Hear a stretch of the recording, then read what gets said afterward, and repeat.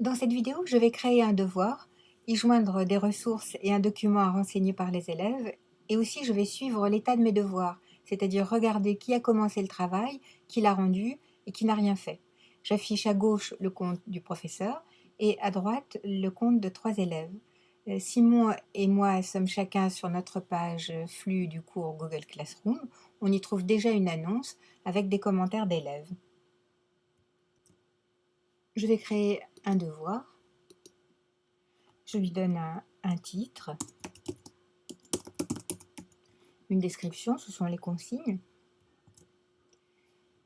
J'ai ici une date de remise, ça me convient, je peux ajouter une heure. Je vais maintenant ajouter un document en provenance de mon Drive.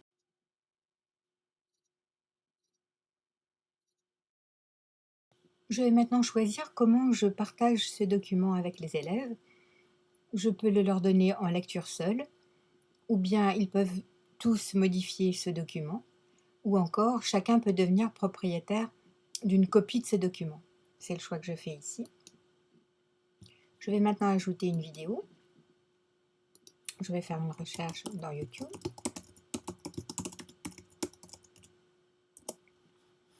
Voilà ma vidéo. Si je veux être sûre que c'est bien celle que j'ai choisie, je peux la jouer ici en preview.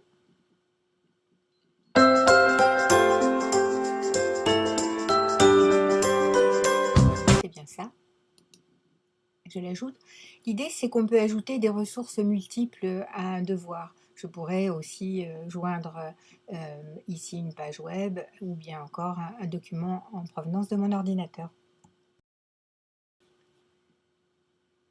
Comme on l'a vu pour les annonces, le devoir peut également être posté dans différents cours. En l'occurrence, le seul cours concerné est celui-ci. Je vais donc le créer.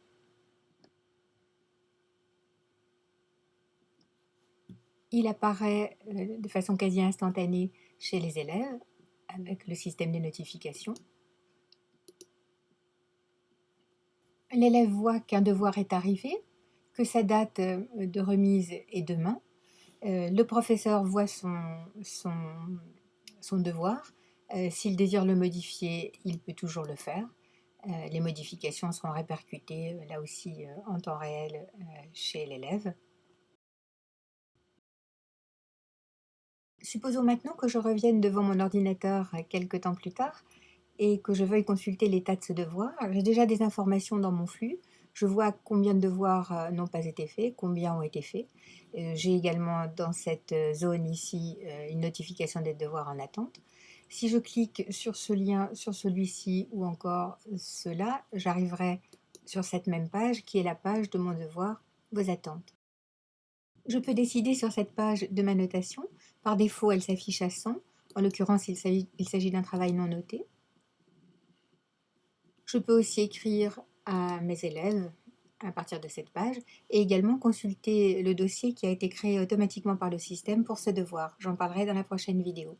Si j'avais déjà noté des travaux, je pourrais télécharger avec ce bouton qui pour l'instant est grisé les notes en question au format CSV, c'est-à-dire sous forme d'une feuille de calcul.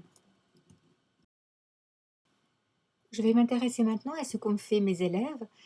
Si je clique sur leur nom, je vois que Anna et Manon n'ont rien fait.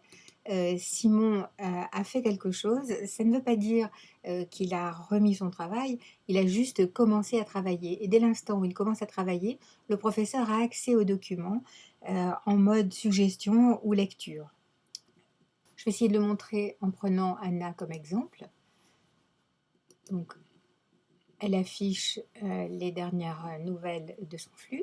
Et pour l'instant, donc, j'ai beau cliquer, Anna n'a toujours rien fait. Dès l'instant où elle va cliquer sur le bouton ouvrir dans son devoir, voilà, dans un instant, je vais voir apparaître ici le travail d'Anna. Donc, travail qu'elle est supposée avoir commencé, même si elle n'a pas encore ouvert le document. Donc, je peux même l'ouvrir avant elle. Voilà. Donc, si Anna ouvre son document, on est toutes les deux sur le document et comme d'habitude dans les Google Docs, on peut travailler ensemble. Alors le professeur n'a pas du tout accès aux modifications, il peut juste faire des suggestions ou il peut lire, il peut aussi mettre des commentaires, il peut aussi chatter avec son élève. Enfin, c'est l'utilisation habituelle des documents.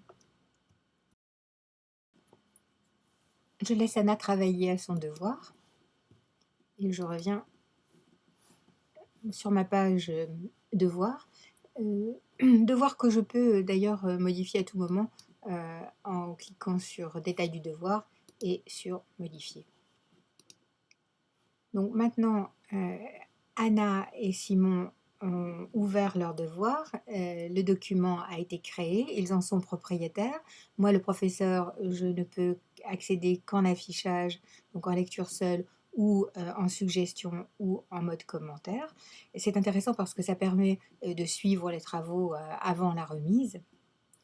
Et quant à Manon, le fait qu'elle apparaisse ainsi signifie qu'elle n'a même pas cliqué sur son bouton ouvrir. Je pourrais par exemple lui envoyer un petit mot pour lui rappeler que l'échéance du devoir arrive. Je reviens maintenant chez Simon qui va me remettre son devoir.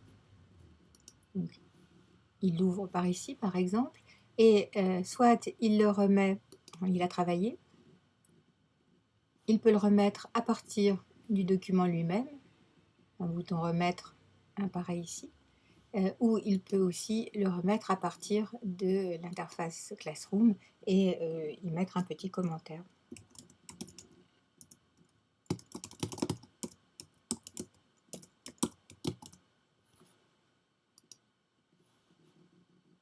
Il pourrait aussi ajouter d'autres éléments. Il n'est pas limité aux documents que je lui impose pour répondre. Il peut aussi prendre quelque chose sur son Drive, ou joindre un lien ou un fichier de son ordinateur, ou encore créer un Google Doc, qu'il s'agisse d'un texte, d'une présentation, d'une feuille de calcul ou d'un dessin. Et donc, Simon me remet son travail. Il est avisé que, ce faisant, il n'a plus accès en mode édition à son document. Il est d'accord. Il peut encore mettre un commentaire ici, s'il veut d'ailleurs, et il remet son document. À tout moment, il pourra d'ailleurs le reprendre. S'il se rend compte qu'il a oublié quelque chose, il peut annuler cette opération et le resoumettre. Et maintenant, Simon apparaît ici en vert. Son travail a bien été fait. Vous avez remarqué que le document de l'élève est automatiquement nommé par le système. C'est le nom du devoir suivi du nom de l'élève. Ça c'est bien, ça évite au professeur de récupérer des devoirs avec des noms créatifs. Ce qui est moins bien, c'est la mention copie de copie qu'on trouve juste avant. Il y a une raison à ça, je l'expliquerai dans les commentaires sur la vidéo pour ne pas trop la rallonger. Et dans tous les cas, je suppose que ce sera modifié par Google sous peu. Pour résumer, on a vu dans cette vidéo comment créer un devoir et y joindre des ressources, comment fournir un document de travail propre à chacun, et pour le professeur, comment suivre l'avancement des devoirs. Je vous donne rendez-vous dans la prochaine vidéo pour compléter la partie devoirs et montrer ce qui se passe sur le drive du professeur et de l'élève. Merci d'avoir visionné ce tutoriel.